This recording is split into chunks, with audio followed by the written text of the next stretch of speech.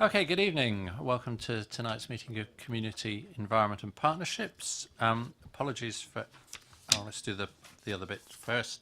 Fire evacuation procedures. There are no fire alarms scheduled for this evening, so if the fire alarm sounds, please evacuate the building immediately. The fire exit is located at the rear of this room. Go down the stairs and meet in the War Memorial Park. The meeting is being webcast live on the internet. Yes, I'm told that's working. Please can all members and the public switch their phones off or turn them to silent. So apologies for absence and substitutions. We have an apology from Councillor Capon, and we haven't managed to find a substitute for him. And we have apologies from Councillor Tony Jones, who's been replaced by Councillor Colin Regan. So welcome, Colin. Declarations of interest. Are there any declarations of interest in relation to matters on the agenda? No. There are no urgent matters. Minutes of the meeting held on the 26th of September. Councillor. Thank you, Chair. I don't know, the recommendation to Council on the about the CCG. We are still waiting the Liberal group producing a representative, and that has delayed things a little bit. But I have grabbed Councillor Hussey this evening and reminded them that we need Liberal to provide all-party contributions, but we'll be starting that in the next couple of weeks. So just Okay, so thank you very much. know. Yes, well, go ahead without them if necessary, but I'm sure they'll find someone. Ah, right. Good, right. So I'll sign those as correct at the end of the meeting, if everybody's happy. So now we come to the two presentations. We're going to reverse the order in your agenda just to keep you on your toes. And I'm going to ask Councillor Terry Reid, the portfolio holder, to introduce who's here and say what she wants to say, and then we'll hand over to Mary for her presentation. Thank you, Chair. Good evening, members. I'll be very, very brief because time is short. Just to introduce the wonderful Mary, who's CX of Proteus Theatre Company in Basingstoke. We are extremely lucky to have two Arts Council national portfolio organisations in Basingstoke in the shape of Proteus and Anvil Arts. And I think we probably don't sing their praises and make enough fuss about how blessed we are in Basingstoke to have those organisations, particularly for a town the size of Basingstoke as well. It's phenomenal. And it's recognition of all the amazing work that they both do. So Mary's got a presentation that she'll run through. I imagine if you have questions, it's probably better to keep them to the end, if that's okay. And Mary has actually come away from a dress rehearsal for a performance for tomorrow, so we'll have to leave us fairly promptly at the end as well. Good evening, everyone. Thank you for inviting me along to talk a bit more about Proteus. So, Proteus, as we say on the opening slide, has been around for over 30 years. We are Basingstoke born and bred. We've been for over 30 years making incredible theatre for and about the people of Basingstoke. It's not an exaggeration to say that a whole generation have either seen a Proteus performance or participated in a Proteus project over the years. We are, in short, a touring theatre company. We operate the Creation Space, which is in the former Fairfields Arts Centre building up in Fairfields, for those who know that. And our mission statement is to support others and for ourselves to create work that engenders a sympathy for the other. So we're always about working with people on the margins of society, talking about those stories, bringing those experiences to light. We, in April of this year, became a national portfolio organisation for the Arts Council. This is in recognition of the work we make. It's not in recognition of the work we do in Creation Space as a building. It's about our work as a touring making theatre company. And I stress that because it's a very big difference. We work with artists and we make work ourselves, and that makes us actually fairly unique in the region as well at the moment as an NPO. There are very few others. In fact, our closest other national portfolio organisation that makes work is the Nuffield in Southampton. We have, for all of that time, created participatory projects as well, bringing together professional artists with members of marginalised communities across Basingstoke and across Hampshire. Our ethos is always to create large and small-scale participatory projects that serve the people of Basingstoke first, and then so the others outside of the region. So we always have an eye on what our local communities need and want to do. And that work will often happen in areas that are twinned in a way with areas within Basingstoke. For example, when we worked with women escaping domestic violence in refuges in Basingstoke, we were twinning them in parts of Southampton, and part of that project was funded by Southampton City Council. We've also worked with ex-service personnel, and that's been in a context around a play that toured nationally. Often the work that we make inspires participatory projects that we do with other people. And that's been something that we've done all the way through our 30-year history, pretty much. We work in close partnership with our partners at the Anvil and support other Basingstoke companies, Fluid Motion, Scratch Built Productions, who are a theatre company who literally live at Creation Space. They rent the flat that we converted above the building, and they live there as a theatre company above us. And Cypher's Theatre Company are a brand new company formed of Cambridge graduates who've come back to Basingstoke, and we're supporting them to create work that's going to tour rurally. In terms of our partnership with the Anvil, that's developing now towards audience development. So with James coming in as CEO at the Anvil, we've been talking in terms of how our audience development work with our audiences at Creation Space can help develop new audiences for work at the Haymarket, and looking at how that programme can develop. And indeed, in March of 2019, we'll be opening our new national touring production of Macbeth before it goes to London at the Haymarket with an all-black and Asian cast, and that will also kind of have its own wraparound education programme, which we'll be offering free into Basingstoke schools and working with GCSE students and tutors. We support 10 Basingstoke entrepreneurs to grow their businesses. Now, those entrepreneurs are people who run classes and develop businesses in Creation Space itself. So in the building that we have, we don't just rent space to people who want to run a class. What we do is we work with them to build their clientele, to build their business, until we get to a point where that relationship can become much more commercial. We feel that it's really important for us not to just be about a charitable arts organisation, but to be about laying the groundwork for the future of entrepreneurial arts and wellbeing based businesses in Basingstoke, and that's exactly the work that we've been trying to do. Oh, I think I've gone a bit too far. Hang on a minute, sorry. Is that right? Oh, okay. Yes, we run 5 youth theatre groups, and we engage over 100 young people each year working with professional artists. That's the dress rehearsal I've got to run away to in a minute. They are making an immersive horror piece up at Basing View in an empty office block, because that's the kind of strange work we sometimes make.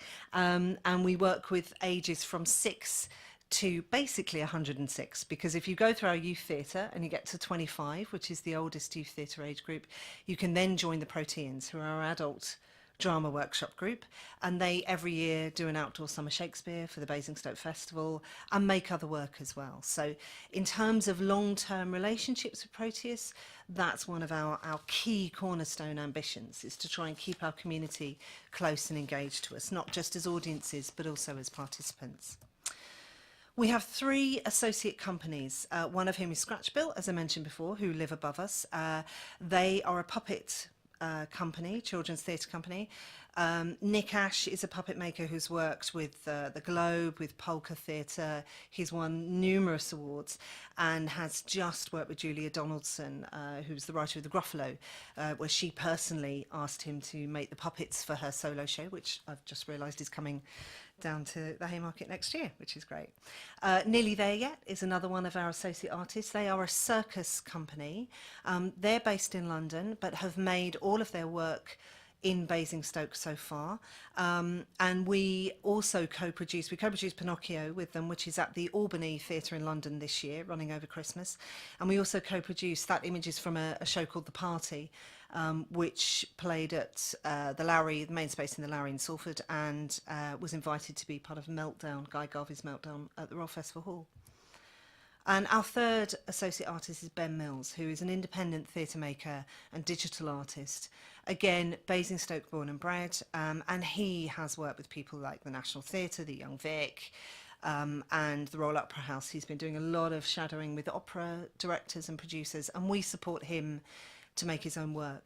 Our 3 associate artists get space to make their work. They get a bursary of £2,000. This is all through the Arts Council funding that we get.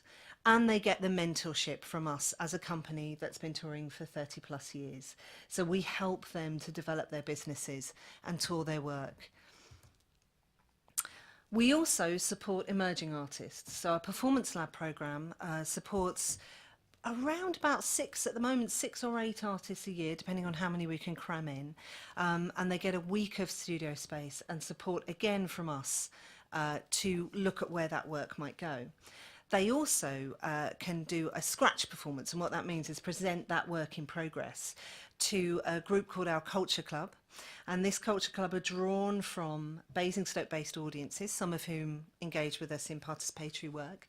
They've been working with Maddie Costa, who's the Guardian's theatre critic, to create a forum of audience who can talk in a really critical way to artists without making artists think what they've done is awful, if that makes sense. So finding ways to talk to artists about their work and evaluate it and in an encouraging and supportive environment. And that's been a fantastic journey that we've been on with that group, and there are around about 15 of them. So they engage with Performance Lab. We are already programmed with Performance Lab artists up until the autumn of 2019, such is the demand. And those artists come from all over the country. They come from abroad as well. And as we say, some of that work has gone to the Barbican, has gone to the National, really high profile venues.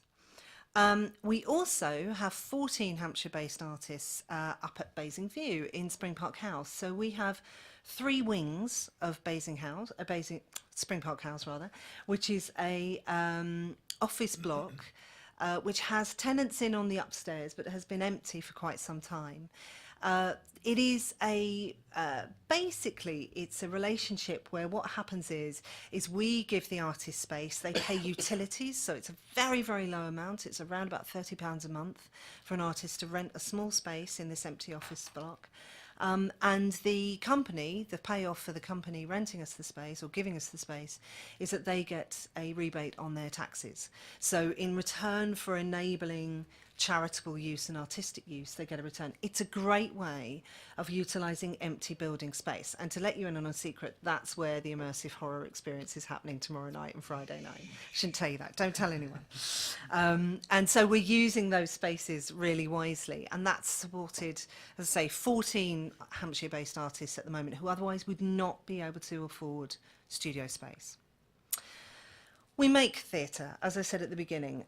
It's one of the things people forget about us. Because we have a 50-seat theatre space at the moment, people often think that we only make small-scale theatre. It's not true. We've toured to every corner of the UK. We've made work that tours into 500-600-seat theatres. In fact, probably one of our biggest regular theatres was Buxton Opera House, which was around 900 seats. Our work has been to New York, it's been in London's West End, it's been produced in India, and as I say, we've co-produced to create work in the Royal Festival Hall and the main house at the Lowry in Salford. And to see the letters Proteus Basingstoke in 4-foot letters on the front of a marquee on the corner of 5th Avenue in New York is quite a nice thing to look at. So it's one of those things that people always forget about us. And we've won awards, and that's really what the Arts Council is funding as well, is our national and international touring work. And it's something that, as Terry said at the beginning, sometimes gets a bit forgotten, is that that's something to really be proud of. We work in partnership with the Basingstoke Festival. We have done for all of its life, all of its modern life. And we've created the carnival parades. We've worked on commissioning artists to create work for the festival over the past 5 years. And this year we're instrumental in brokering a relationship with Occam's Razor, enabling the festival to co-commission that piece of work, which is now touring all over the world. We've also created some really high-profile outdoor events outside of the festival. This time last year, there were around about 3,000 people in Market Square for Day of the Dead, with that huge, enormous spider lining the route of the parade all the way up. And sadly, the bid decided not to commission it for this year, but for 3 years running, we worked with Copper Dollar, who are a nationally recognised company, and created, I think, a unique and amazing event, which garnered media responses from around the world, really, because the BBC covered it, put it on their live feed. It was a great event. We also operate the Arcadia Rural Touring Scheme, which some people may not know about. That was something that came out of the commissioning process a few years back, which was about really recognising the fact that although we're based in the centre of town, as is the Anvil, not everyone travels in and out. And we've known for years, doing our rural touring as we do, around to village halls, that sometimes people don't visit theatres in towns. So on that scheme, we've been taking the best of British theatre, and we mean that because it's quite experimental work, circus work, taking it out into Arcadia venues, and we've reached around about 3,000 people since 2016. So some key statistics just to finish. So just to give you an idea of how we've grown. So since we've moved into Creation Space, that gives you a sense of how we've grown numbers coming in to visit. The small print at the bottom there tells you the decline in 2017-18 was because we sadly lost our children's art tutor. And she was running about 4 classes at the time. So that's why we had the risk. But we've got a new one in now. So next year it will shoot back up again. Engagement by activity type gives you an idea of what we run and how we run it. So essentially workshops, participatory work is the vast bulk of how people engage with work. This is in Creation Space. Obviously our biggest engagement is with audiences, which is up to around 40,000 people a year who see our work. But in terms of activities, engagement, it's workshops, and then events and exhibitions, and you can see how the rest of it pans out through there. Since 2013, we've welcomed over 100,000 people through the doors of Creation Space. We are open every day. We have a cafe that's open every day until 2:30 in the afternoon, and at evenings we have events going on. We try and be as open and inclusive as we possibly can. And with all work since 2013, it's almost 200,000 that's been kind of coming in and out of the doors. These are figures up until last year, by the way, as well, so just to let you know when that was. Youth theatre engagement, now this is an interesting story as well. This is something that's been growing, but that drop will be of no surprise to anyone who knows anything about education. And the drop in 2017-18 is almost exclusively around our 15 to 18-year-old group. And the reason for that is the change in GCSEs. I have a GCSE age daughter myself, and the pressure these kids are under is enormous. And what happened was that when we got to the GCSE term last year, which was the first year for the new maths and English exams, quite sensibly, a lot of parents, a lot of young people said, I can't commit to that because I'm so concerned about having the time to get through these exams.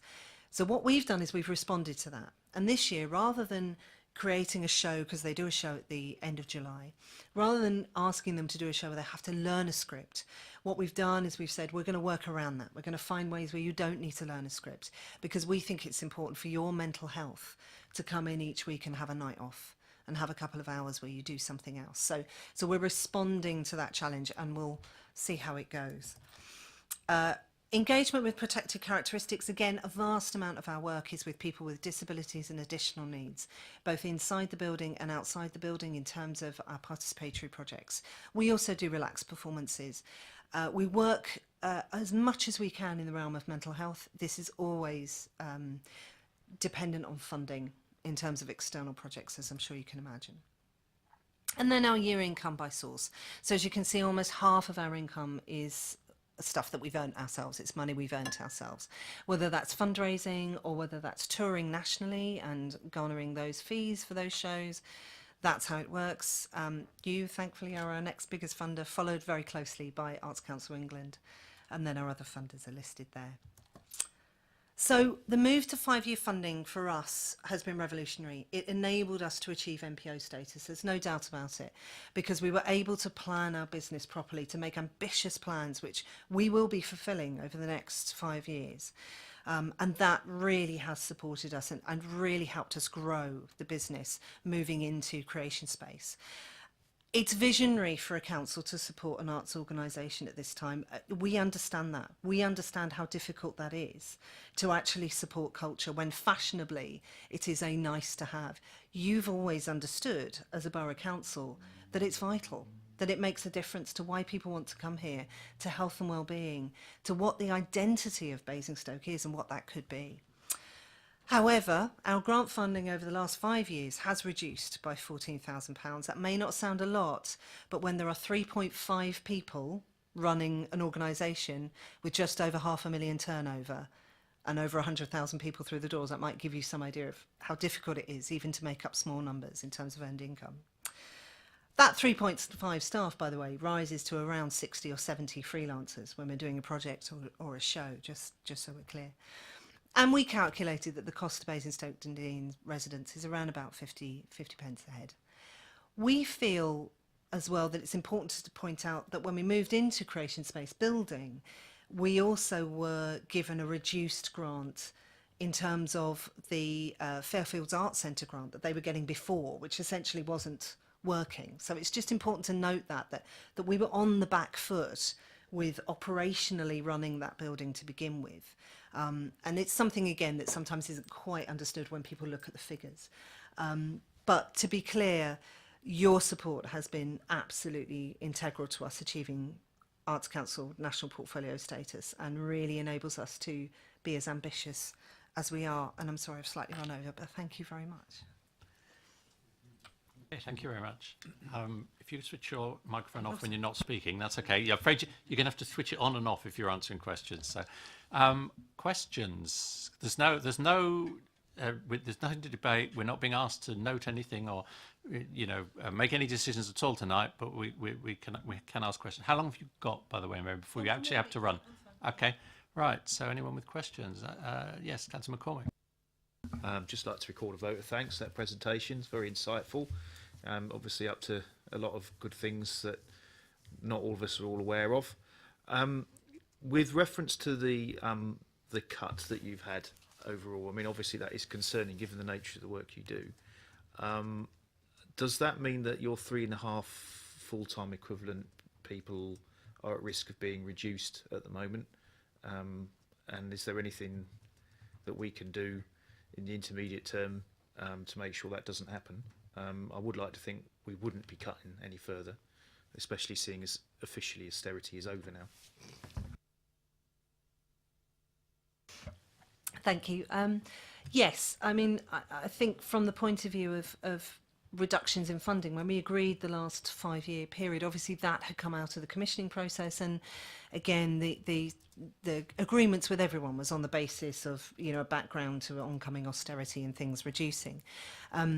We had said very clearly at that point, we will go in and operate Creation Space and we will try and make as much earned income from that space as possible, and let's see what happens at the end of that time. I think our message has been to the council in conversation over this 5-year funding agreement that we're now coming to the end of, has been that we are at capacity in terms of our income generation, both in terms of touring, because just to give you an idea of the ecology, nationally, obviously venues equally, like receiving houses like the Haymarket, for example, also are in receipt of dwindling funding, both from Arts Council and from local authorities, which means they can't pay us the fees.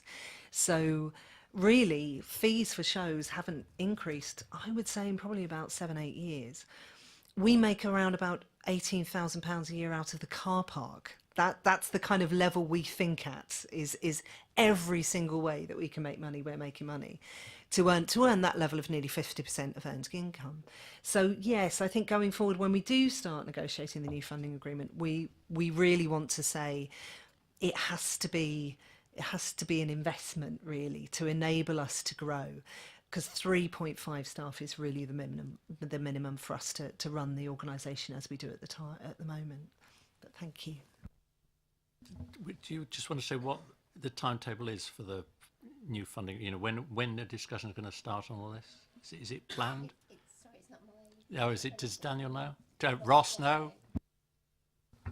So conversations have already started. We're in the process of looking at the framework at the moment for that, and I believe it went to senior managers today. So it's underway, most definitely.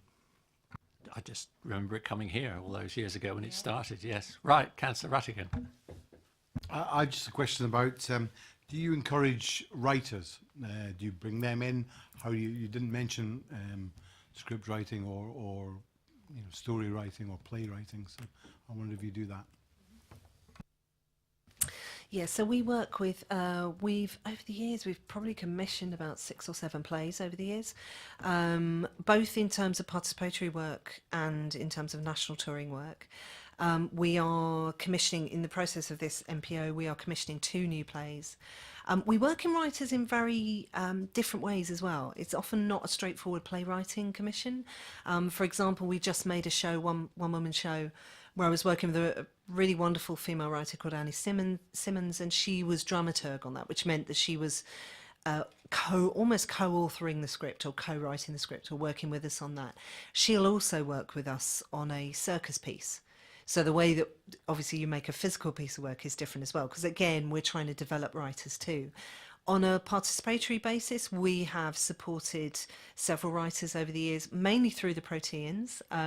We've commissioned writers to work with our youth theatre. So in 2016, I want to say it was 2016, was it last year? Or was it last year? We commissioned a Basingstoke-based writer, Lydia, oh gosh, what's her surname? Thompson, it is Lydia Thompson, to write a play for our teenage youth theatre.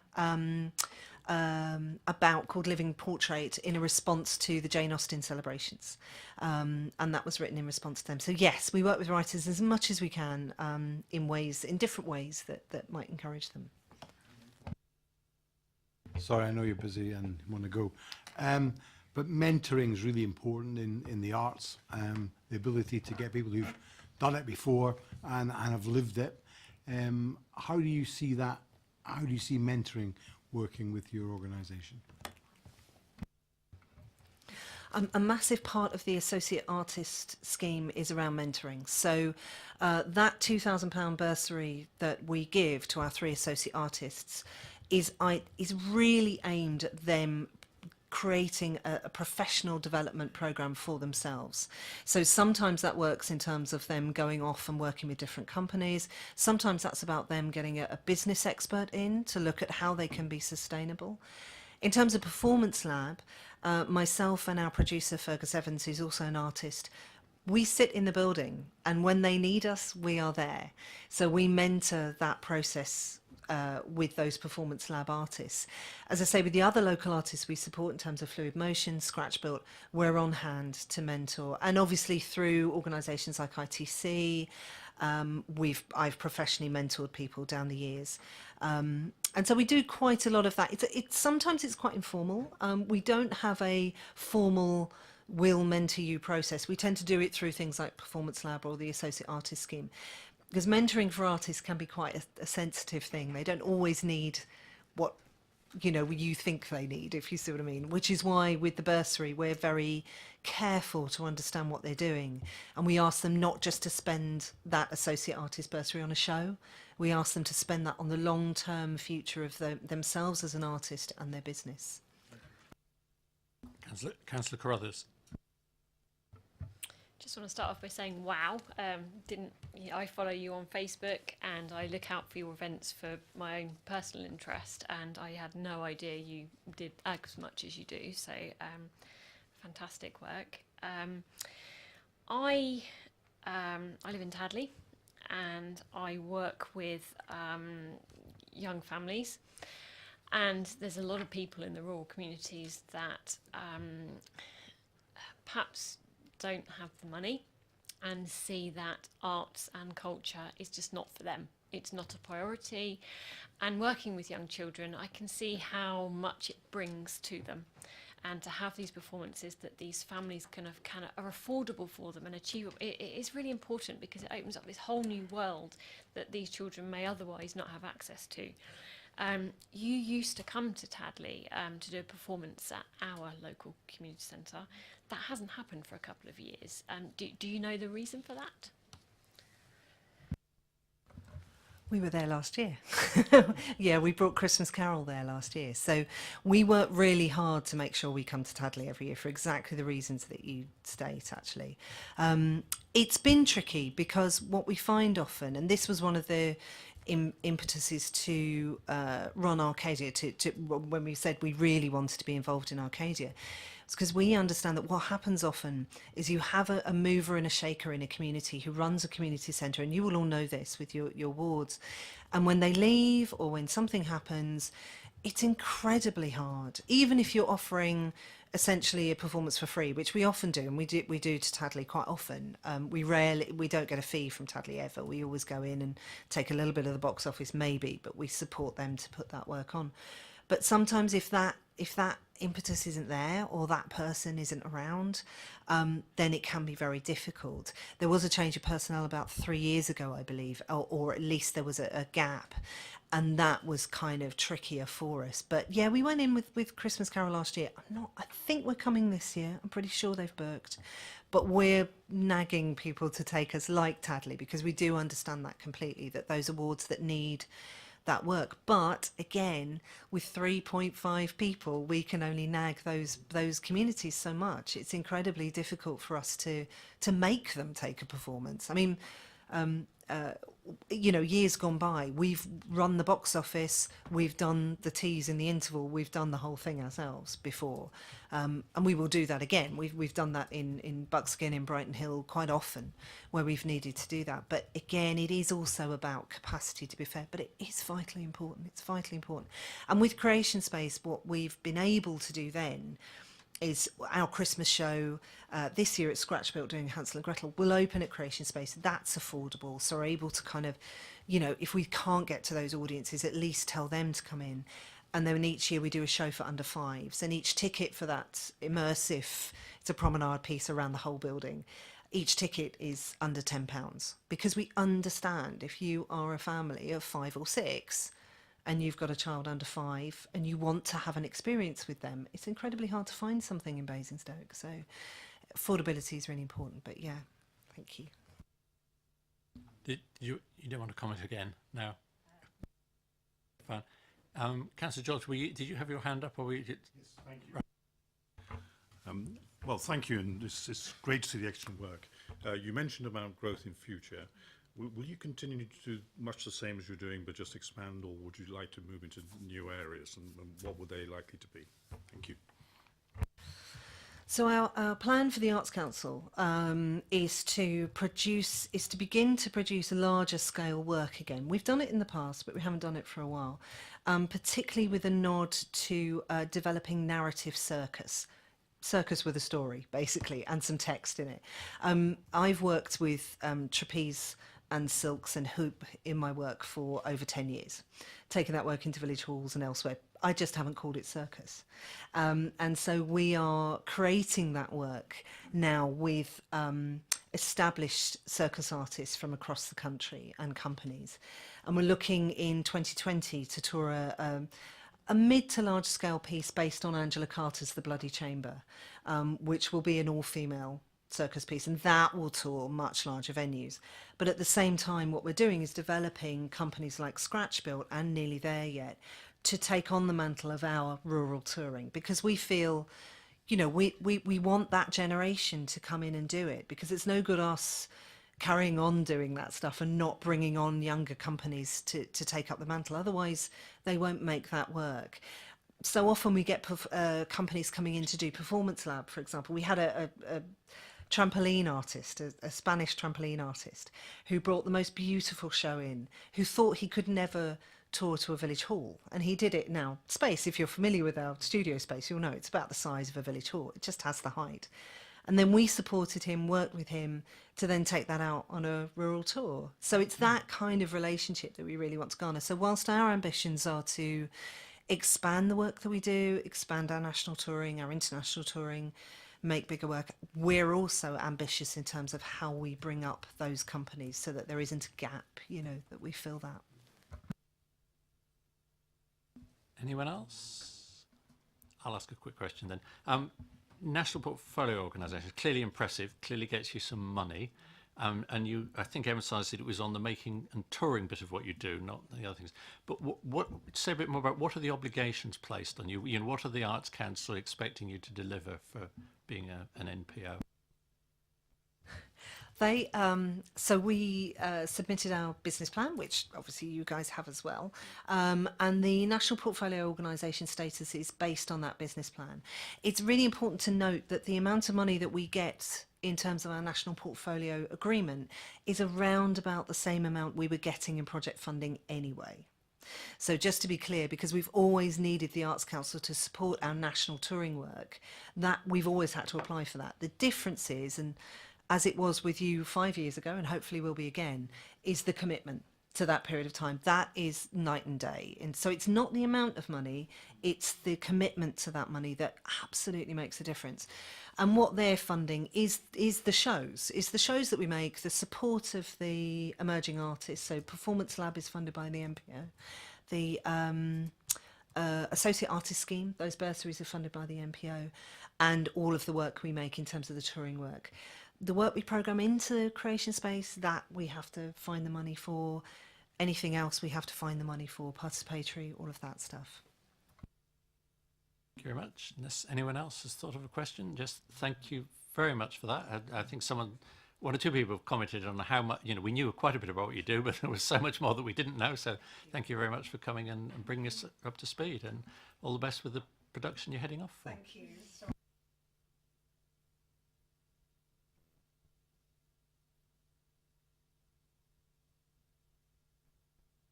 Change of personnel.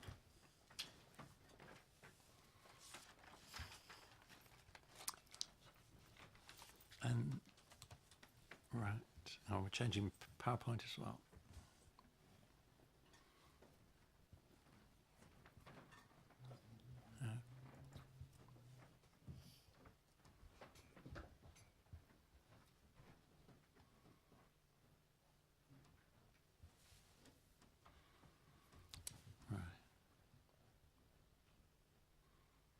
Great, but I'll invite Councillor Reid to do a second introduction. Thank you, Chair, again. So now we welcome James from the Anvil Arts, relatively recently appointed as CX. How long? 7 months. 7 months. 7 months as new CX. Anvil Arts, again, a national portfolio organisation for the Arts Council, and this is the second time around as well, isn't it, for that status, which is, again, amazing. Operates both the Haymarket and the Anvil standing alone as a concert hall of not just national but international importance as well. So a hugely important organisation for us. And James, questions at the end again? Would that be? Okay, great. Thank you.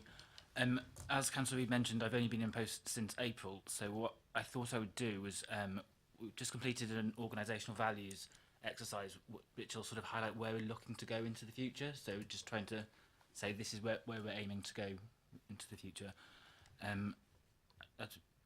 As Councillor Reid said, we do have 3 venues, the Anvil, the Haymarket and the Forge. So varying from the 95 seats in the Forge, 400 in the Haymarket to 1400 in the Anvil. So this exercise is going to inform our programming going forward, our policies, our visual identity, our community engagement programme and our whole business plan and strategy. So it'll be running through all of that. The first one we've picked on is experience. And what we mean by that is that every customer will notice that the service they receive will be above and beyond their expectation. And how people will feel that, we're looking at how we can create and support community transport schemes. For a lot of old people tell us in rural locations they don't want to drive at night anymore, so how we can help them sort of still attend concerts, ongoing staff training for all customer facing staff, and we reward their staff's behaviour when customers or their colleagues tell us that they've gone beyond expectations. We're looking to initiate single ticket schemes so that people who would like to come but don't have anyone to go with can buy a ticket, and there'll be a social event in one of our rooms beforehand so they can meet people, have a good night out and not have to worry about being on their own. And also looking to get good deals for customers to enjoy their whole evening, so it's not just the performance. so that they can enjoy the restaurants, or if they're coming from further away, the hotels, and promoting those to them. This was just some feedback I got from a member of the public this month, telling me how great a member of staff had been on her visit, and so this member of staff will be given a bottle of wine because someone's highlighted how good they were, how much that what they did made that person's evening.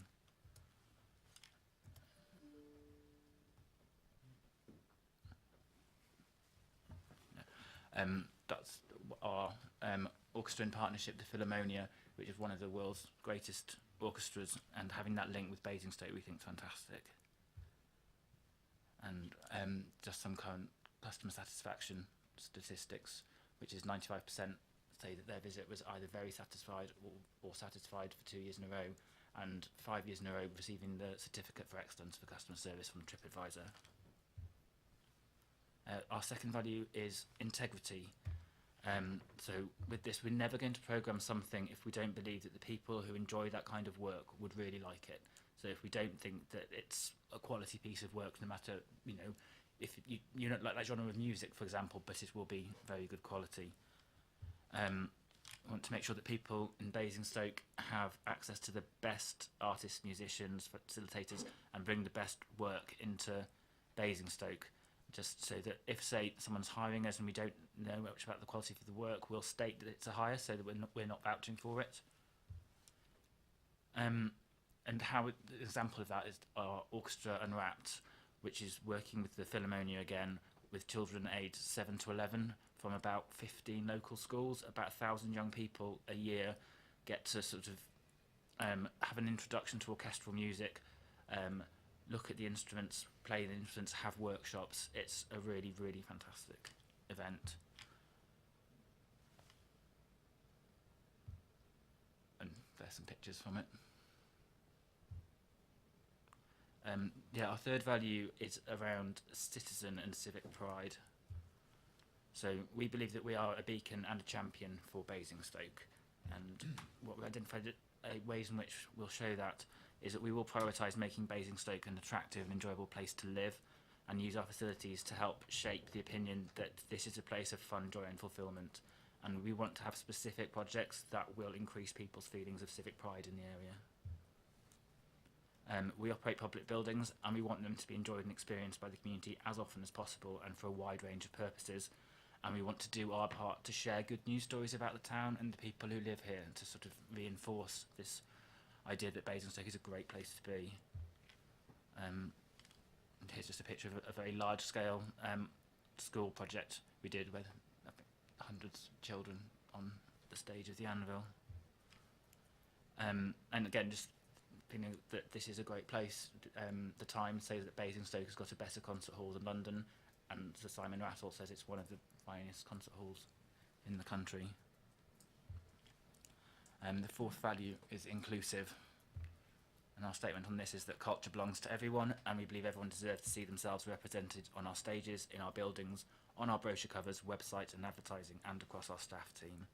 And ways in which we're going to put this into what we're doing: we're going to identify what barriers there are currently preventing some people from engaging with culture in the town and further beyond, and then work proactively to remove or lessen those barriers, challenging people's perceptions that arts and culture is only for the privileged, not for certain people. But obviously that's false, so we want to work with people to make that clear.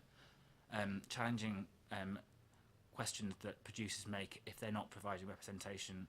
For example, if a orchestra is coming to us with white male soloist, white male conductor, and all of the composers are white men, we'll say, why? What, you know, why have you put this together? Why haven't you decided to do that? And if they haven't got a good answer, we won't put it on. And we're looking to instigate a pay-it-forward ticketing scheme, whereby people who come are asked to make a donation for younger people and their families who wouldn't be able to afford to attend. We're also talking with local businesses about them match funding that, so that for every £10 someone gave to that fund, the local business, who would obviously get their name put on the scheme, would also put that in. And we're talking to a lot of community partners. I've been to the BVA and a few of the trusts there about who they would put forward for this scheme, because we don't want people to have to prove that they couldn't afford it. so that people who are, they're going, actually, we've got these families, they would absolutely benefit from that. And as soon as anyone's referred to us for that, they would be eligible for it. We want to sort of, I think, as Councillor Carruthers touched on, there are a lot of people who wouldn't think to take their children to the theatre, and we want to sort of work with the partners so that they go, we can get you these tickets, so that we don't keep repeating these intergenerational cycles of poverty and lack of aspiration. So we're going to do as many schemes as we can and projects that will have that as its main outcome. And one of the things we've done recently around that is a concert for 2 to 5 year olds using both orchestral music and family favourites to provide a free and easy to access introduction to really beautiful music played live by one of the great orchestras. It's the Orchestra of the Age of Enlightenment. The penultimate value that we've got is empowering. So we say that everyone is on a journey, and we want to work with everyone we work with to help them take the next step on that journey, whatever that is. So we're looking to provide really varied entryways into the programming, supporting people to discover new music or new theatrical traditions or new ways of engaging with culture, working with our own staff team to make sure that they're empowered to take the next steps in their career, and working and encouraging volunteers who may want to develop a community project. We can work with them on fundraising for it, on operationally for it. It's just, we don't want to just provide it for people, we want to help people to run these things themselves. Artist support obviously is a very large part of it, and it's sort of an internal mantra that if anyone comes to us and has an idea that will achieve something that we believe in, our first question is, what can we do to help? Not try and put up any barrier to anything, it's just trying to be a partner and find out what we can do that will help with that. A little project we did called Finding the Words, which was an 18-week collaborative project between ourselves, Applewood Care Home in Bramley, and several local artists. It was for those living with dementia, and it helped them tell their stories, and it used poetry, song and dance.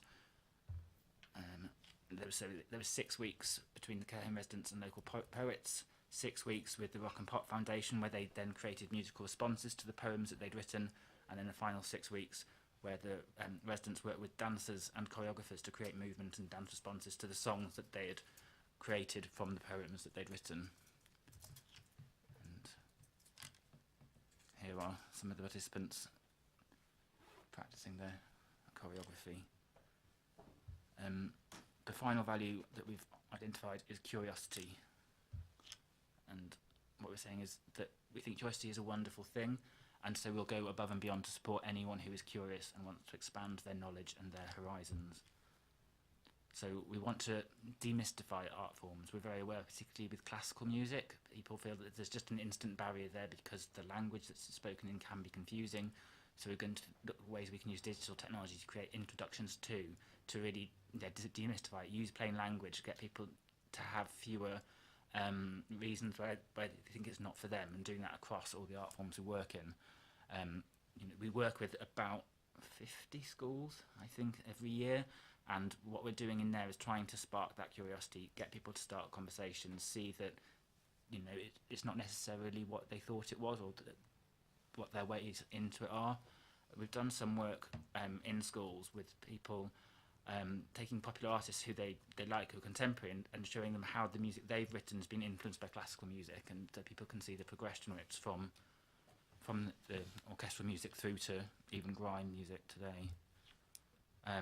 We have clear visual stories so that particularly anyone on the autistic spectrum or who would feel nervous about going into a building they didn't know can feel relaxed about it before they come here.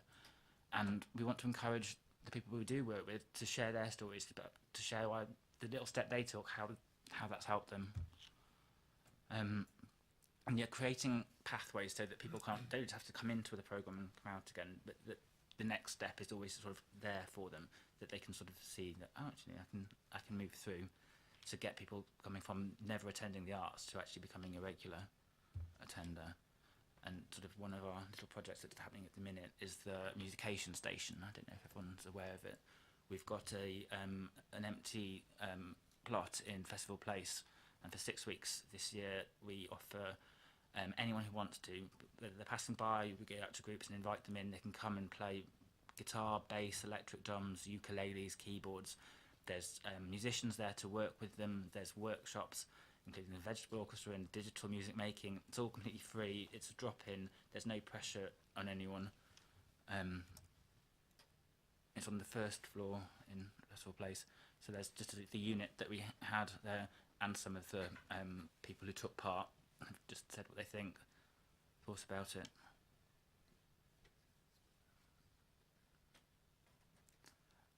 There are copies of this presentation at the back, people, if I go too quickly. Yeah, there's some young people having a go with the instruments. So we surveyed everyone who took part, and happily 100% of people enjoyed themselves. Over half of the people had gone explicitly to Festival Place to take part in the project. It wasn't just a large percentage of them were passing by and dropped in. People had specifically gone for it. And 2/3 of the young people said that if they weren't doing this, they would be by themselves and doing something unproductive. And so that was my presentation on where we're looking to go. Thank you again. I'm afraid you'll need to turn your microphone off and on as people. Any questions, Councillor Rush? As a lover of classical music, I appreciate what you're doing. But one of the successes of classical music on the radio, from moving from Radio 3 to Classic FM, is that they've managed to get it down to bite-sized pieces of classical music. So as people, the introduction to it isn't a long symphony or whatever, and therefore the level of engagement is greater. The numbers listening to classical music are increasing. Have you thought about how you can do that, you know, just in bite-sized chunks, so as it's a small movement, or it's a piece that maybe perhaps is well known or used in adverts or whatever, but just to get that level of engagement through to younger people, schools and obviously youth groups and whatever. Yes, absolutely. With the both the university orchestra of the age of enlightenment 2 to 5 year old, that's all very short pieces of music, as is the orchestra unwrapped, and also the primary proms, which we do every year with Hampshire Music Service. So there are ways in which we're doing that, particularly engaging it at younger people. One of the sort of differences between the Anvil Concert Hall and several other ones is we haven't got an orchestra in residence. So it's obviously very, very expensive to bring an orchestra in to just do sort of small amounts of music. So we try and do it around larger scale projects where we can. Next year's the 25th birthday of the Anvil, and as one of the projects for that, we're looking to do, again in partnership with the Philharmonia, is something called the Virtual Orchestra, which is only happening in 4 places across the UK, and one of them is Basingstoke, once we find a space for it. And that's going to be a hugely interactive thing where, again, people can drop in, mingle with it, but also arranging school groups and things to go hearing what different things sounds like within the orchestra. There's virtual reality as well, so people can sort of see what they would be seeing if they were sort of being in the orchestra. And again, I think there will be small snippets of live music being played throughout that sort of larger scale, many-week project. Sorry. So you would have a sort of fantasia at the back or something to show what instruments are being played, or is that how you visualize? So you're getting a visual as well as a hearing experience as well. Is that how you see it? That's how I haven't actually seen it. It has been in Bedford, but I'm because if anyone's been to Bedford and seen.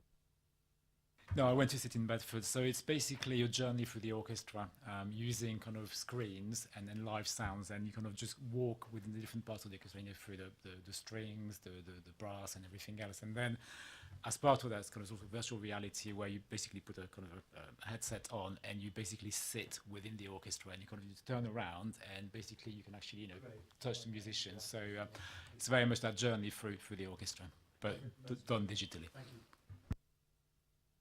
Councillor Richardson. Thank you, Chairman. Yes, first of all, I enjoyed your presentation, very interesting. and I too have enjoyed many concerts in the Anvil, and I'm always impressed by the standard of the orchestras you get and so on. And at one stage, my younger daughter used to do the entertainment page for the Gazette. Used to get 2 free tickets, and I've certainly used some of those free tickets. And sometimes I've taken both tickets and had to write the reviews myself. Anyway, beside the point. I was interested in your work with schools. How actually do you do this? I mean, what are your staffing levels? And do you have staff that go out and, musicians employed there who actually go out and do this sort of work with the schools? Or how actually does it work? We have a community engagement team of 1 person. So when she's organising all of the things, she's got a pool of facilitators and practitioners who are all sort of trained in the different things, and so they will go out into the schools and run the workshops, but they're freelance employed rather than directly employed. Yeah, and presumably the same person organising when they come in, the school children come in, is very much involved in organising the children and so on there. Is that right? Because I think this is, and you've actually done, I must say, the other one that you do, this mass choir. Fantastic with all the school choirs. I've enjoyed that many times. I think there's sort of 2 sets. There's the work where all the schools come into the Anvil, and that's sort of a much larger team effort, the whole sort of front of house team, and it's a precision thing, working with the schools to coordinate that. But a lot of the work we do with schools, we go out into the schools and we send the facilitators and practitioners out into the schools and delivering on the ground rather than expecting everyone to come into our buildings every time. But a lot of the larger scale work with children in the Anvil is done with the music service as well. Councillor Kim Taylor. Thank you. I was very interested to hear about the efforts you were doing in relation to getting single people in and experiencing it as a social event, not being afraid. I mean, Basingstoke is actually scores quite high on the loneliness heat maps for lots of areas. And I wondered if you could tell me a little more about the kinds of events you do that for and the type of age group, whether you're just profiling what we might just think as traditionally old lonely people, whereas in fact there is a real need within young adults, 28, 29 and under, where, there's very high levels of loneliness and depression as well. It's pretty much exactly as you highlighted. 2 sort of separate schemes. One aimed at older people who obviously do have that loneliness problem. They'd be more based on a companionship thing where someone will meet them, they'll get a cup of tea together and they'll sit and watch the concert. That'd be essentially a volunteer who'll do that. That'd be more of a one-on-one thing for the... Often what we find is people write into us and say, I've lost my husband, I've lost my wife, I don't want to come out on my own anymore. And so it's just allow people to sort of feel that they can. And then with the younger people, you're right, it's absolutely an issue. And one of the models that I'm really keen on is the Met in New York has this Fridays Under 50 night, because that's young if you're going to opera in New York. And so looking at similar schemes like that, where it is more of a social group of people who buy, it'd be a bit more expensive for your ticket because you'll get a glass of Prosecco and there'll be, you know what I mean? So it's more of a convivial thing where it's easy to talk to people. It'll be separate way. It's seen as a just come and have fun, but don't have to worry about being on your own because everyone else will be. And in terms of sort of younger groups, I know under 50. I mean, the nature of events. I mean, if you were to want to track people under 30, I mean, would you be looking at doing that for perhaps a little bit more than just classical events? Classical events are only about 15 evenings of the year, so we are. I mean, as you can probably tell, I'm a bit younger than my predecessor was, so I'm naturally more inclined toward or knowledgeable about sort of those sort of things. But there is a real will among the whole staff team to diversify that to have an offer for everyone in the town. The difficulty we get with the Anvil is that the things that are offered to us are they want to sell very expensive tickets, and because that's what's going at the scale of 1,100, 1,200 seats, and we try and sensibly talk to them about, well, we want this because we'll have a younger demographic. However, well, anecdote and data tell us this group of people have less money, so can we price it more sensitively? And some of them have been very, very keen. And actually, with the theatre programme at the Haymarket, I don't know how people think about this, but we've decided to remove the £2 concession for old OAPs and replace it with a concession for the minute under 25 and full-time students, and we're going to expand that to under 30 and full-time students, which is about 60% discount. So it's a really large concession to really try and get younger people coming into the arts. Anyone else? Councillor Carroll. Just a comment, not a question. A couple of things really. Wonderful to see how inclusive and forward thinking the Anvil Arts are. Some of your ideas I thought were fantastic. Single ticket, what a brilliant idea. As somebody whose mum and father-in-law have recently been widowed, how great for people's mental health to have that opportunity to come out and meet other people before going in. Fantastic. Pay it forward, brilliant idea. I personally would happily pay it a little bit more given the option on a ticket if I knew that was going to help families who couldn't afford it to come and enjoy a theatre performance. Brilliant. My own son performed in your mayor's performance a couple of weeks ago, and as a quiet boy who doesn't find it easy to mix, wonderful, you know, to see the confidence that gives people, to bring them in and to give them that opportunity. So just keep doing what you're doing. It's great. Thank you. Good. Okay. I think we'd all echo that. Yeah. Oh, sorry. Have I missed someone? Yeah, Corey. I was curious about the Haymarket in particular, and what plans you might have to get more usage out of the Haymarket, or more higher occupancy and more people using that, because it's the mid-range of your three venues. So, obviously, the Anvil itself, you'll be looking at getting big ticket items in and bums on seats there, and the Forge, you'll have quite a lot of flexibility with that for smaller groups. But the Haymarket sits between the two, and it is a really good venue. So I was just wondering what plans you might have for that, if you could expand on that. I think with the Haymarket, it's actually programmed in the evenings about the same number of days a year as the Anvil. I think it's just because it's in the centre of the town and it's closed during the day, it gives the impression that it's not.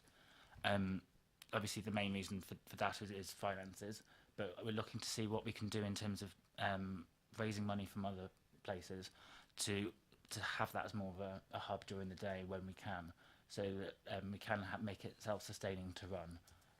That's the same with the Anvil. It's going to take resources and fundraising to do it all, but the will is there, and that's the whole staff team. The will is there to do it. We just need to find ways to do it. And the longer mid to long term aim is there'll be enough usage during both buildings during the daytime that then it will sustain a cafe offer as well, so that there's enough people coming in to take part in something every day that then a cafe becomes viable. Yeah, cafe at the Haymarket used to be very popular. People used to come in just for the cafe. But any more questions? Okay, well, thank you very much. I mean, as you know, people have already said, we're some really good, interesting. You know, we're very supportive of your ideas. I'm not trying to say patronise you, but it was really interesting, and it all sounds good, positive direction in which to be going. So thank you very much. Okay.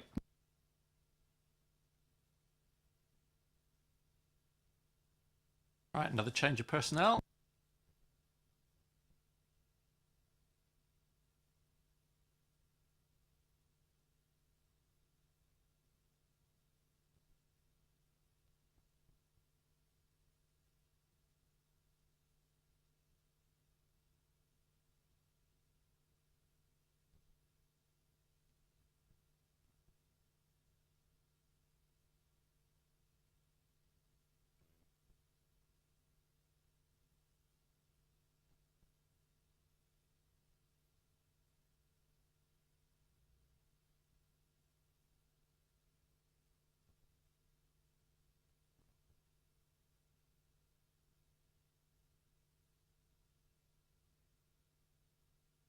Right, so now we're on to item 7, the impact of universal credit, where the focus is very much on how it's going locally.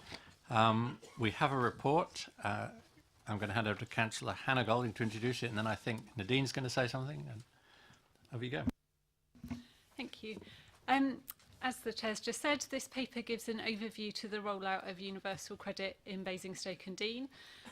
It's deliberately not been designed as a political statement on universal credit, but very much focused on what we've been doing to implement it locally.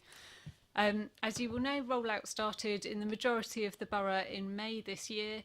It's currently reported that we've got about 1,415 people who started claiming universal credit in this area. And about 350 of those have transferred over from heritage benefits. The rest of them will have been new claims.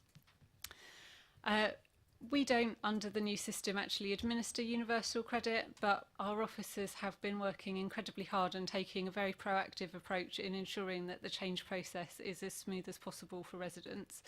So this has been working very closely with our partner organisations, particularly the Job Centre Plus, and administering discretionary housing payments as well as providing budgeting support. I think it's fair to say, and you will have noticed reading through the paper, that it is too early to fully judge the impact of all the changes, but initial indications suggest that residents are benefiting from the close partnership working we have in place, as well as quite a few of the changes made to the national scheme before we went live in May. I think feedback suggests that rollout in this area is being well managed, with over 93% of universal credit claims being paid on time, and local partners such as the food bank that I visited last week saying that they haven't really seen any significant changes in uptake. Nadine and I haven't had any casework issues passed on to us from members, but I do appreciate some members here may have some specific issues they'd like to raise, which is fine. We have some experts here who are happy to answer any questions. Just please do think about resident confidentiality, because we are talking quite small numbers. I would really like to extend my thanks to the hard work of officers in the benefits team, as well as staff at Job Centre Plus, who all have been going over and above to make sure that this rolls out smoothly and doesn't negatively impact our residents. We will obviously continue to support residents. We will continue to work closely with the Job Centre Plus and other support organisations to monitor the impact of universal credit as more of our residents go over in the future. And now I will hand over seamlessly to Nadine for some more detail and also an update on the budget statements that were produced earlier this week. So hot on the off the press. Thank you. Really just wanted to confirm with you all that there has been a supplementary note issued to you today. It only came out today because, as you know, the budget was on Monday, so we've been working really hard to try and extract as much information from that as possible so that we can give you as an informed position as possible tonight. One of the things on the supplementary note references the change to the migration schedule. It notes in there that the process will start in January 2020. There will be some migration that will happen during 2019, but it will be on a small scale and it will follow the government's current regime of test and learn. We don't know any more about whether Basingstoke and Deane are included in that at the moment, but as soon as we do, then obviously information will be shared with yourselves. Some of the other changes that have been announced relate to some of the changes for under 21-year-olds who currently cannot access housing costs through their universal credit claim. This will change at some point towards the end of this calendar year. Some of the press has been around the severe disablement premium and where people have been losing out when they've moved on to universal credit. It's been recognised that that may be a problem, and therefore from January of next year the severe disablement cases will remain on housing benefit until they transfer over under the managed migration process. Work allowances have also been increased by £1,000 per year, and that will come in from April 2019. And the level at which deductions can be made from universal credit will reduce from 40% of their entitlement to 30%. therefore meaning that the customer actually can keep more of their money and it won't go on to utility bills or other rent arrears or other deductions that may be being made. And the other main change is really around self-employed people. Many self-employed people currently report nil income as a result of the early start-up of their self-employed business. This has been recognised, and they will now have a 12-month grace period before the minimum income floor level is applied to their cases or accounts, which is a positive. The other thing that we've seen with housing benefit in the last little while is that actually there's the 2-week transitional housing benefit payment, which follows the point that someone wants to claim universal credit. That's also being extended to other heritage benefits that are affected by universal credit, and that will come in from 2020. Like I say, we don't know all of the details yet, but that's just the headlines of what we do know at the moment. We've also encouraged partnership working with the Job Centre in particular, and we're very fortunate tonight to have Jackie Sutherland from our local office, who is one of the partnership managers that we've been working with since Universal Credit started in Basingstoke, and will be on hand to answer any of your questions, assuming we know the answers and we're not waiting on detail to come out. Since the paper was published to you in readiness for tonight's committee, I've actually attended a stakeholder event which was put on by the local Job Centre office to try and gauge opinion locally from organisations and stakeholders involved in the rollout of universal credit, and also to look at ways that maybe things might not be working particularly well and how we can make that different and better for our customers, and perhaps how we can influence some of the DWP's central decision making. I'm pleased to report that those people in attendance at that stakeholder event were generally very positive about what had gone on, and I would just like to share with you a couple of the specific comments that had been made. One from the Citizens' Advice. They gave feedback from their customers and for their own experience that work coaches were actually providing a very good and very important role for the customers that they'd spoken to. They'd also fed back that customers liked the journals. They found that they were really useful and a really good, important method for them to communicate with their work coaches and to stay on top of what's actually happening with their claims. One of the pieces of feedback that came in terms of how we can improve things was around the helpline and waiting excessive amounts of time for the calls to be answered when you're trying to get hold of someone at Universal Credit. One of the things that's come in fairly recently is that if someone's claim has a phone number attached to it, if they phone from that same phone number, their call will actually be routed automatically through to their service account manager within the DWP. So therefore not having to hang on for someone on a general switchboard to answer the call. A lot of the other comments that were made throughout the session have been taken away by the Job Centre and fed back up into the main organisation. And it is reassuring to hear some of the things that had been suggested previously have actually started to come to the fore and will be implemented, if not already, then in the coming months. Thank you. Okay, so it's recommended is that we note the report, so we're not again being asked to make a decision. But I think it would be helpful if we did try to focus on questions first, and then if people want to make observations, we'll do that as a separate round. So questions, please. Councillor Kim Taylor. Thank you. I mean, I appreciate that we're not actually administering this, but 7% of people in September not actually getting paid on time is still a pretty high number. What are we doing about making sure that information is available to residents about the DHP and how they can access it, and that they get as much help and support as possible when they're not getting their claims paid on time? Partner organisations are well aware of the discretionary housing payment procedure that is in place, and we have seen a significant number of universal credit applications for discretionary housing payments. We do advertise it on our website, And we also have a self-referral form on the website now, which offers customers support if they need it for personal budgeting support and or digital support. So we have got mechanisms out there that customers can access the support that we're providing. Is it supplementary or is that okay? You can come back. You can come back later, Councillor Reagan. Thank you. I like the statement saying it's not political. I don't think any more political in the world than universal credit at the moment. It's the mainstay of the Tories' welfare reform programme, but we'll leave that to another time. My question is at the presentation we had about, I don't know, 9 months ago, I asked a question because it's screen-based applications. And I was speaking to the partially sighted person. I can't see screens, and there are plenty out there, and people with visually impaired are more likely to be unemployed. And there was promised then there would be that specially adapted application or screen computer in the library for people with visual impairment to do their applications on. Is that in place?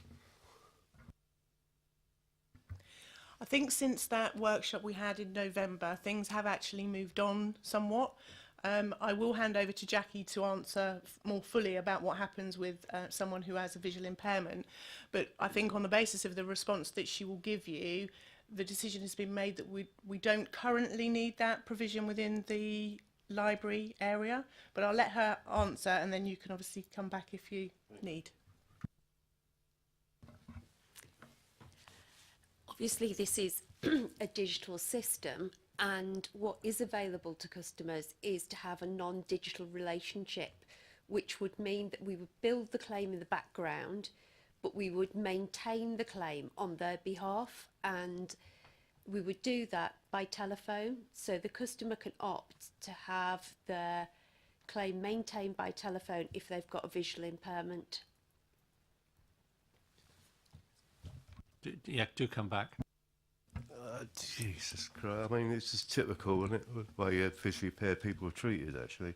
Why not have it's not beyond the realms of ingenuity to have a screen that people with visual impairment can read, black and white, adapt the font size. I mean, I recently had an experience of claiming PIP, which was a nightmare, but I'm not put off. I kept going and got through. So, can't help anybody else who struggles with the social security system. Okay, I suspect that's a statement rather than a question, but if you want to add anything, I will say that if there are people, regardless of whether they have an impairment or not, if they have any issues with completing the process for accessing universal credit, then I do have officers that are happy, more than happy, to spend some time assisting them in whatever way they can. And I also know that we have a team of people at the job centre that can also offer that facility, and also we can extend that to visiting people in their own homes if it's needed. Councillor McCormick. Chair, I've got more than one question. So I'll ask my first one, and then I'd reserve the right to come back. A lot has been said nationally about the reluctance of private landlords to take on people in receipt of benefits and through letting agencies. So do you have a handle? I noted in the report you've got something like 1,400 individuals across 1,200 households in receipt of universal credit. Do you have a handle on how many of those are in private rented accommodation, and how many landlords are actually accepting tenants? Because that will have an impact on homelessness if people find themselves unintentionally out of work and trying to arrange cover for their rent. We work very closely with colleagues in housing, and actually we are actually co-located within the council offices together, which is really handy, and lots of casework gets discussed on a regular basis. I know that since the introduction of welfare reform, we have experienced some difficulties around trying to keep private landlords on board with what we're trying to do in terms of housing people. We haven't as yet seen a decline in those landlords that will affect the way that we can actually place people in those houses.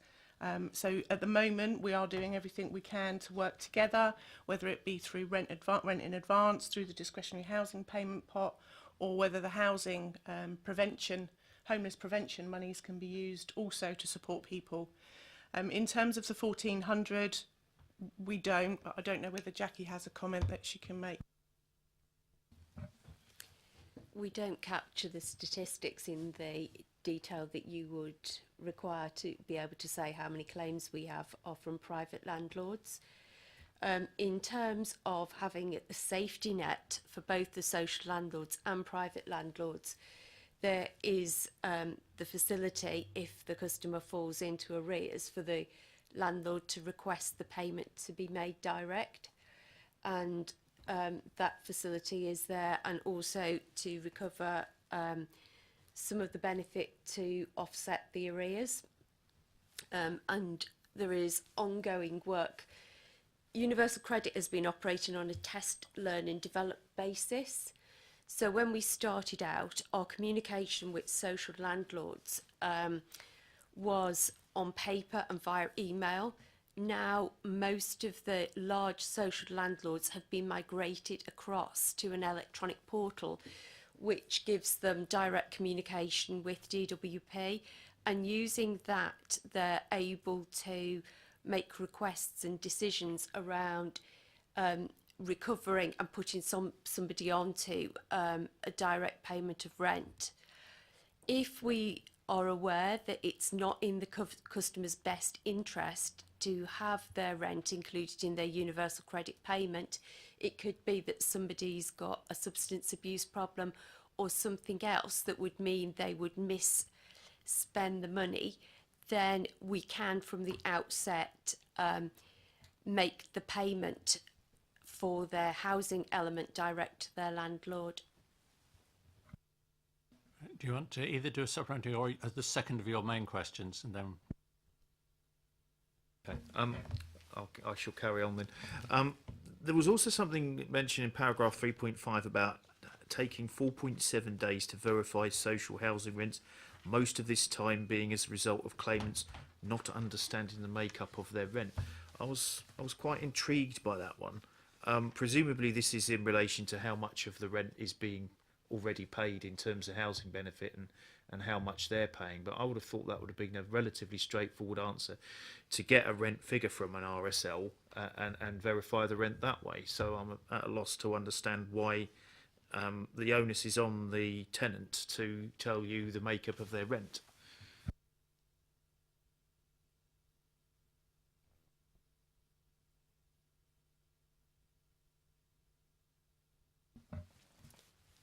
There's a variety of information that we require in order to establish whether somebody's got the liability to pay rent, and also how much the rent is, and things like the number of rooms that the customer's got in their property. Whilst it might take that time, that doesn't mean that the housing element isn't paid to them on their first payday.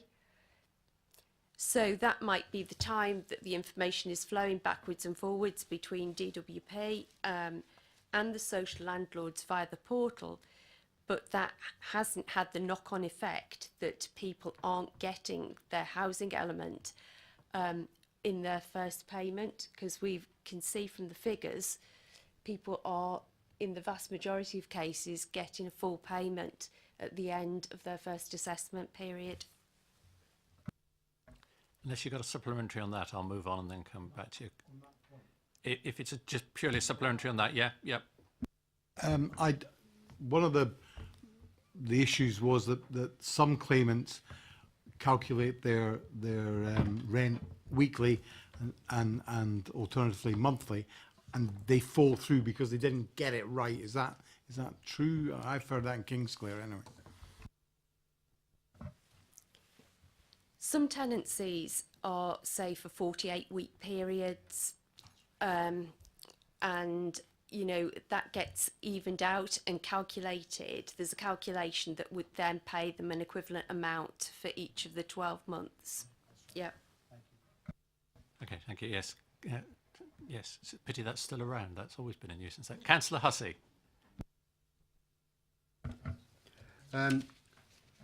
It's paragraph 3.84 under rent arrears,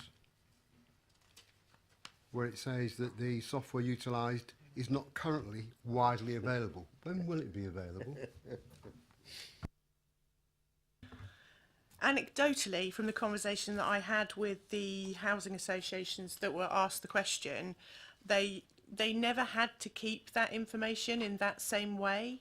And what they're finding is that actually, whilst they know what their rent arrears are, because of the way that the payments are being made, so if, for example, if someone's on housing benefit, we pay housing benefit on a cyclic basis, so we will always pay a 4-weekly payment at the same time every 4 weeks. With a universal credit claim, the claim can be paid on any day. So Sovereign or Vivid, for example, may receive a universal credit payment on behalf of a tenant every day. Excuse me, it's interesting what you're saying, but it implies here that software will be utilised at some time in the future, because it says it's not currently widely available, implying that tomorrow, whenever tomorrow is, that it will. So my question is quite simple. When is the software going to be rolled out so it is widely available? So I'm looking for a date. I don't have a date, but what I can do is take that question back to the housing associations. Because the last sentence of that paragraph there, I think has got, it's worded a little bit unfortunately. The corollary of what it says is that there's no evidence that universal credit, there's been an increase in arrears due to universal credit. There's no evidence. And what I believe it means to say is, currently it is not possible to determine whether or not increase in arrears is due to universal credit. We don't know one way or the other, but the way it's worded, the corollary says there isn't any evidence. In other words, there's no arrears due to universal credit. It's the grammar of the way it's worded. And I don't think it means exactly what it says. I think what it's trying to say is that they weren't really tracking how much people were in rent arrears before Universal came in. Now they're keeping a track of it, but because we don't know what it used to be, we therefore don't know that there's an increase. I know, that's exactly what I said.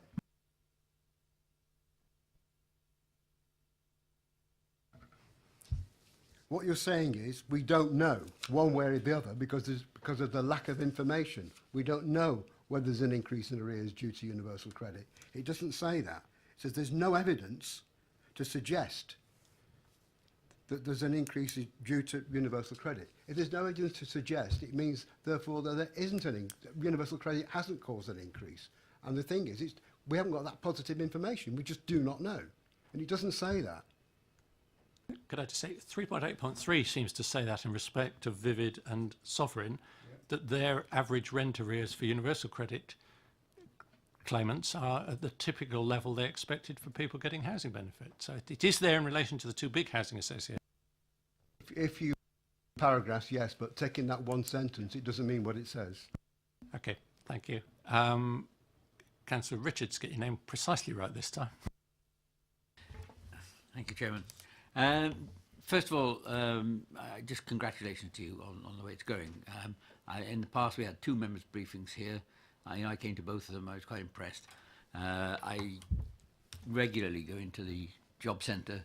I know one of the Universal Credit coaches, so I speak with her personally, and she tells me it's a wonderful system and it's actually really delighted. And as I understand it, is a much better working relationship between you and the claimant, because as it was explained to me, it used to be a bit of a battle on, I should get this benefit, you should get that, whereas now with this coaching system, it's more of a collaborative effort to put in the claim and as you say, a working relationship, which is all very positive stuff. So I'm, from my perspective, and I keep a check on this, it seems to be going very well. Just a couple of little details, really. One, I see it's not for families with 3 children. I didn't quite understand why that's the case with children with 3. And then there's one other point I had, and that's this paragraph 3.3 about 135 individuals who were in receipt of universal credit, and during August they had to reapply. Was that some sort of glitch or something? Thank you.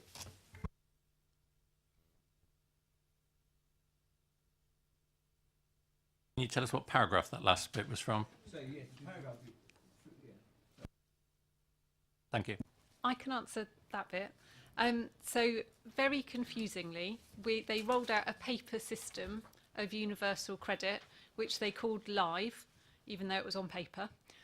So we had various residents were on the paper-based system, and I'm going to check with you, that was under 25-year-olds? It was young people, wasn't it?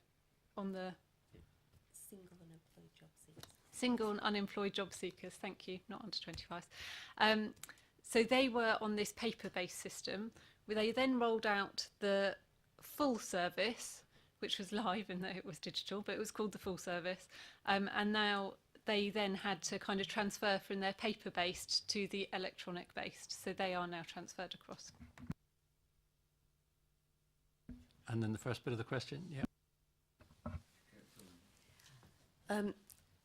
3 children will be introduced in February 19, so families with 3 or more children will be able to make the claim to universal credit because the computer software will be updated to take those claims. But anybody who has a child that's born after April 17 will only get paid for their first 2 children. Thank you. I've got a couple of people who want to come back who've already asked questions. Is there anyone who hasn't yet had a question who's trying to catch my eye? No, right, we're back to Councillor Reagan again then.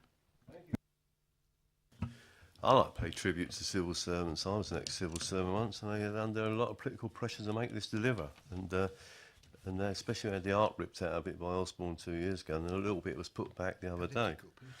Of course it's political. Anyway, the question, 4.2, last bullet point.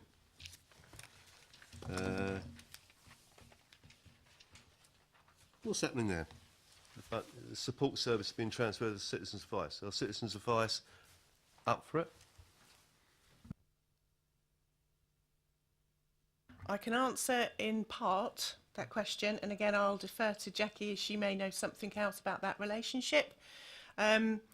I received the notification that the funding arrangements were changing from April of next year, and I have made contact with the Chief Exec at the local Citizens Advice, Graham Hatcher, and I'm due to meet with him in the middle of November to talk about what the offer from them will be, whether they've got the right facilities in place, the right support, and whether we can help by way of supporting even further as local authority officers.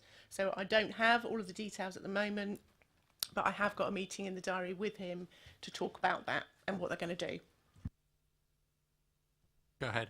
Did that just come out of the blue? Or was it planned, or was it to be that way? It wasn't anticipated, but what DWP have said is that the contract for universal support was on a 12-month rolling programme, and there was never any commitment that whoever the provider was would be there beyond the 12 months. This time round, when we've looked at universal support, DWP nationally has opted to engage with Citizens Advice. There wasn't any advance notification prior to the announcement that this change was going to take place. Citizens Advice nationally had accepted the contract, and they had a conference probably about 2 weeks ago with the local managers in Manchester, and information is starting to feed out as to what that will be. What I have noticed from the local authorities that I'm working with, they're all working positively with the local Citizens Advice to make sure that the handover is seamless and that customers still get the support that they require. to make their claim, and also if they require support with personal budgeting to plan how they're going to manage their money over a month. Yep, you can come back. Yeah, through the chair, can we have a report back to this committee in the next committee meeting on it's progressing, because it is a fundamental support mechanism for claimants. I won't call them customers, they're claimants. I think it would certainly be helpful if you could let us have a note, Nadine, once you've... I mean, we won't put it on the agenda as such. The next committee agenda has already been half published. It's been drafted anyway. But if we could have a note to committee members and current substitutes, because he'll be interested, when you know a bit more detail about what Citizens Advice are doing. But I think the key point is they're getting money to do it, so they will be able to have people to do it. I think we're back to Councillor McCormick now. Thank you, Chair. I had a couple of questions. The first one's relating to this paragraph 3.8.3 and 3.8.4. There's some partial information there about arrears of typically 4 to 6 weeks under the old scheme, as provided by Sovereign and Vivid. What I'd like is, if we can't provide that information because the software isn't available to us, maybe we could approach them for some information. Is that possible? Particularly the percentage of their tenants that are in arrears, because not all of them will be arrears. And since the introduction of universal credit, are we in a position to measure the percentage of people that are in arrears going forward under universal credit? And do we have a figure? The information that's contained in 3.83 was actually obtained directly from Sovereign and Vivid. A number of organisations were asked for information to support this report because I didn't want it just to be a Basingstoke Council report. It was important that we had information from other partner agencies. I have found it very difficult to obtain some of that information, so I have presented the best information that we've been provided with. I am more than happy on behalf of the committee to go back to those organisations and other to ask more specific questions if that's something that you would require. Yeah, that would be very helpful. The Portfolio wants to say something, then we'll come back to Councillor McCall. Sorry, I just want to be crystal clear because I feel the report's phrasing, it might be confusing some people. The software is not our software. The software is software bought for, maintained by the housing company, as housing associations, thank you. So it's not our data. We're not, under GDPR, we're not entitled to that kind of information on a personal level. What we can do is through our partnership relationships is ask for that information, which, as Nadine said, she will do. So do you want to say more specifically what information you want Nadine to ask for? Well, yeah, what I would like is an indication of the percentage of tenants that were in arrears before the introduction of universal credit, and the percentage of tenants that are in arrears after the introduction of universal credit. And some of that information is available nationally that we can cross-reference. For instance, Shelter have some figures that say that 80% of people nationwide on universal credit are in rent arrears before receiving their first payment. So I would very much like to get a handle on the picture in Basingstoke and how it compares with the national picture. We make that real numbers rather than percentages, number of people rather than percentages. Well, I guess you can, if you ask for one, you can ask for both. Just say we will have to treat it with a caveat because as many of you will know, I was our representative on the board of Sentinel for many years. That the housing associations did not generally count someone as in rent arrears if they were actually 1, 2 or 3 weeks behind with their rent, because the housing benefit was paid at the end of the 4th week. So actually they may have been counting it, and then they all sharpened up with when universal credit was announced, because I used to be part of the meetings for a while, and they were all setting up much tighter control systems so they could keep a track. So we can ask for the figures, but they may not be strictly comparable because they've changed how sensitive they are about this, rightly so. Was that it for question? You got another question? Go on, yeah.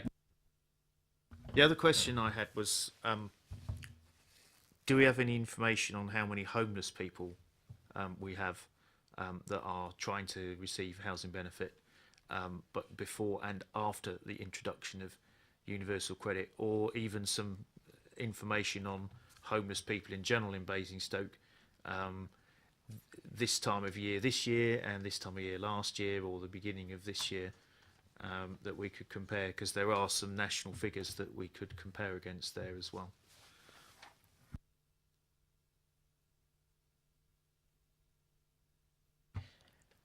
I don't have any figures directly relating to homeless people, but again, I can make inquiries of both our housing team, and we can try and see whether there's anything in the job centre that we can access. I very much doubt there will be, probably from the job centre side, but we will certainly make some inquiries and again feed back to you. And are you likely to be familiar with the statistics that Councillor McCormick is quoting? Because that'll give you, or could he perhaps drop you an email to tell you exactly what he's quoting from? Then you'll know exactly what it is he wants to know, the local figure. I think it would be very useful to have that directly from. Thank you. Is that okay, Councillor McCormick? Yeah, okay, that would help. Thanks. Yes. Thank you. I appreciate it's not evidence, but from an anecdotal point of view, I have had communication from one of the experts by experience in the Social Inclusion Partnership. So that's someone who was a rough sleeper but is now supporting other rough sleepers.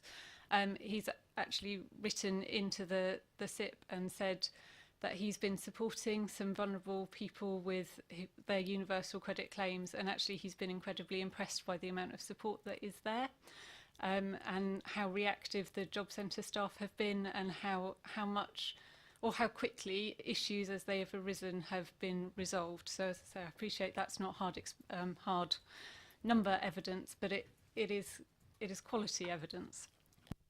Councillor Kim Taylor, and this may be another anecdote, but it doesn't have to be a question. Actually, this isn't so much an anecdote. I was, in fact, only today reading a parliamentary briefing on homelessness and universal credit. And one of the things that I was very struck with was the fact that a lot of homeless people are choosing to fall out of benefit and rely on begging.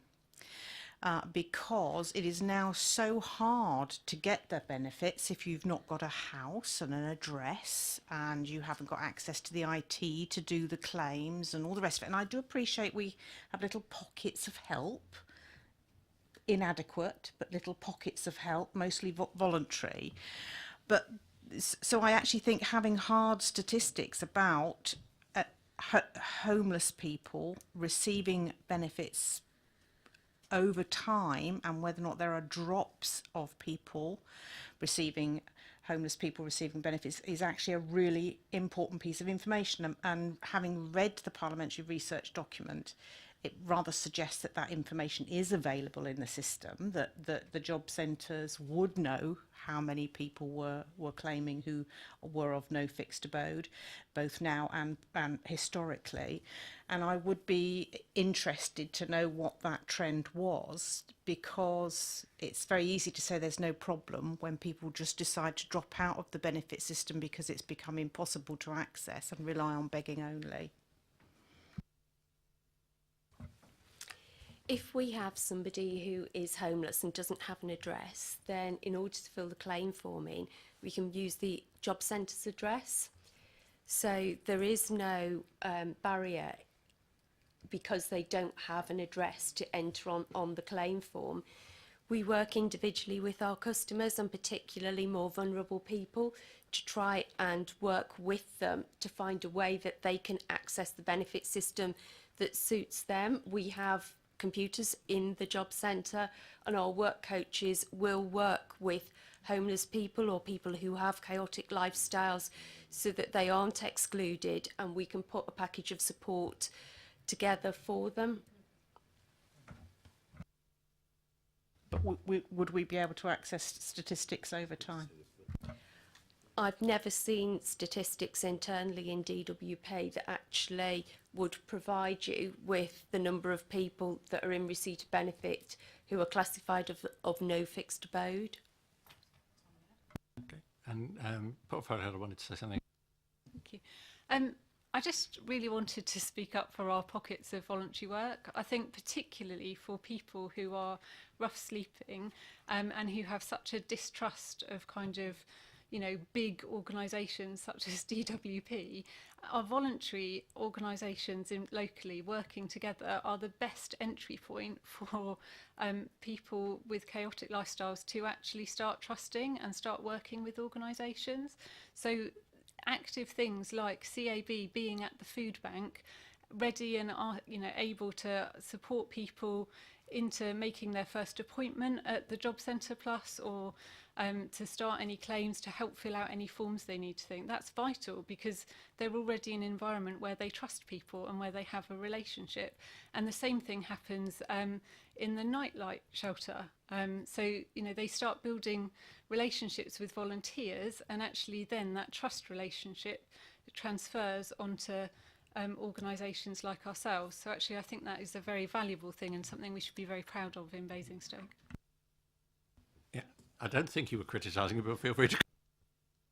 I'm not criticising those. I'm criticising the fact that the provision, and some of it shouldn't have to rely on voluntary and charity organisations, is inadequate and is not meeting the need nationwide and locally in Basingstoke. And I think that if the statistics are available in a parliamentary research document, then they ought to be capable of being made available for us to actually understand if it's actually happening or not. Well, I think we can add that to the list of things. We'll try to find what we can. Are there any more questions? Councillor McCaw. I'd like to ask a question of Philip Hood here, because he's not answered any yet. Thank you. What's going to be the likely impact on the council's budget going forward if universal credit's going to be put under the control of the DWP? Do you actually get to see any of this money? Does it go in and out, or will we not see it at all? The claimants that are getting universal credit, that won't come through the council. The council will, however, still continue to make payments to a number of people that are still on housing benefits, so that will continue as it does at the moment. But as people move across to universal credit, no, the council's not directly impacted. We do still have the discretionary housing payments, and they're there at the moment. They don't, and they're not just available to universal credit people, they are available to other benefit claimants as well. So we'll continue to administer those. But I think basically once the universal credit comes in, then the cost that we have associated with those claimants will move across the DWP. We still do our council tax support scheme, so people that are on universal credit can still apply for council tax reductions. So we administer that still, and we pay the cost of that along with the county council. Okay, thank you. And am I right in thinking that universal credit is only working age people, so an awful lot of us are going to still be in the housing benefit area, not universal credit? Yeah. Yeah, Nadine. Can I just ask if it would be possible for Councillor Taylor to share with me the document that she's been receiving so I can try and unpick where the stats have come from? Thank you. Okay, thank you. That would be good. Yes. Right. Now, does anyone want to make any observations that aren't questions before we conclude this? Councillor McCall. I appreciate things are new, and I appreciate things may change. Well, they will change as a result of the budget. Just one point on the update. It would have been nice, like we have with DC, to have an update paper, because that email came out at 5 o'clock this evening, so a lot of the members won't have seen that update before the meeting tonight. That's just a point of procedure. In terms of the rollout of universal credit, I accept that looking at this report, we don't have the information that we might want to have, and I think it is incumbent on us to get that information, because I have some underlying concerns about universal credit and some of the information that's come out from across the country. Homelessness has been up 168% since 2010. There are a number of reasons behind that. National information from Shelter says that 80% of people on universal credit are in rent arrears, and by that I infer that it is at least 4 weeks. It's not 2 or 3 weeks rent. And one or two spot areas that I mean, there was a a fairly damning piece on the Observer this weekend about it that singled out Hastings and various parts of the northwest, like Stockport. Hastings, it might well be the case that it will have similar levels of homelessness to Basingstoke. What they were saying was they saw a sharp increase in homelessness the first 3 months of this year. The National Audit Office reckoned there were 120 people homeless in Hastings, and one of their charities, Seaview, had seen an increase in street homelessness. Not as big as I feared it might be, because I think there was always an ongoing problem with coastal towns and people going there, but they had seen an increase from 40 to 49 the number of people they were dealing with, and that was one charity. There may have been more. The information that really disturbed me about the Hastings example was that only 1 in 10 landlords in the Hastings area let to people in receipt of universal credit, and I don't know if that's the case in Basingstoke. I hope not, but it would be good to find out the figures. And another disturbing statistic that I came across was that 1 in 3 clients in Stockport at a particular charity, the Wellspring charity, had been made homeless receiving universal credit, and they might not have been made homeless otherwise. So I think it's incumbent on us to get a handle on these facts and see if we do have a problem. We can't rush to that conclusion in Basingstoke yet, but I think there's disturbing signs out there, and if we do have the teams in place, maybe we can catch it in time, because winter's going to be upon us. We've had frost this week, and I know that there are a whole load of things like the night shelter gearing up and things like that. Time is of the essence with this, because what we know is that people, when they're street homeless, especially in the cold, are very vulnerable and could die. And so I would like to think that we can get on top of that problem, and that we'll be sufficiently prepared for this winter. And I'll try hard to keep the politics out of that statement. It's a concern I have. I mean, I'm sure you recall, our local count of street homeless people went down last year as a result of all, which is a tribute to all the work that we'd put into it. But as people always have to say on this, there's no complacency. We will have to work just as hard this winter. You started with a comment about supplementary reports and DC. Never having been on DC, when did DC get their supplementary report? I mean, I've only ever picked it up when I've arrived to speak. Usually about 5 o'clock in the evening, but they're printed out and the members expect them. I think one of the problems as well was it's an email that we weren't necessarily expecting, so not everybody will have had the chance to have seen it. Okay, well, it was at 5 to 5, which is about the same time. And indeed, I think it does say in this report that there would be a supplementary report after the budget. So I certainly was expecting it. So I don't think there's a procedural point there, but we will think about it. It's back as well. It is on that table. The supplementary. Yeah. Yes, it. Sorry, did you not get yours? Oh, apologies. Right. I had it online anyway. No, there were paper copies as well. Right. I'm not sure there's anything we can say about. Does anyone want to comment on the point about? I mean, we clearly need to keep an eye on homelessness issues. I think one of the comments to perhaps make is that it's been quite nice to be towards the end of the queue for the rollout of universal credit. So we've got the benefit of all the improvements that have been made to the system through, I can't remember what the scheme is called, but test and learn, or whatever the correct phrase is. So we're getting the benefits of that, and also we have a good tradition of our staff putting in the extra effort for things like this. So whilst we won't be complacent, we will keep an eye on these things. It's so far so good, I think, is the message. Anyone else want to comment?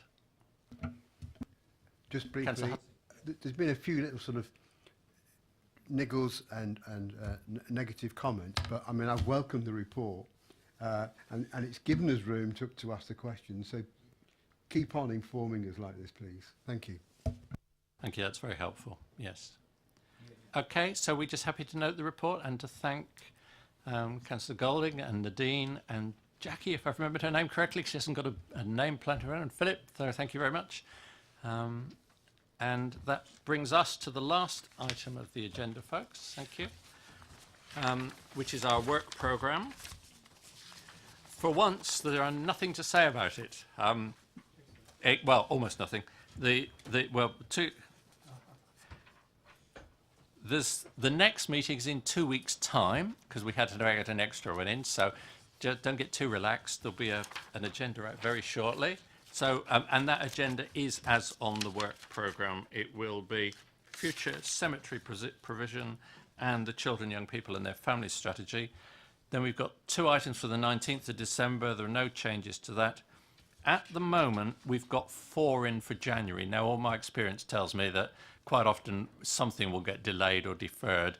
I would prefer not to have 4 in January. So nearer the time, if none of them is getting deferred by natural causes, I may move one of them to March, so we only have 3 in January. But otherwise, the work programme is as it is, if you're all happy with that. Sorry? Okay, so over the page as well. Yeah, you're right. No, hang on. No, the 13th of March is at the bottom of the page there. The heading has got detached from its date. That's, yeah. Okay, everybody. In which case, I declare the meeting closed at whatever it is, 8:25. Thank you.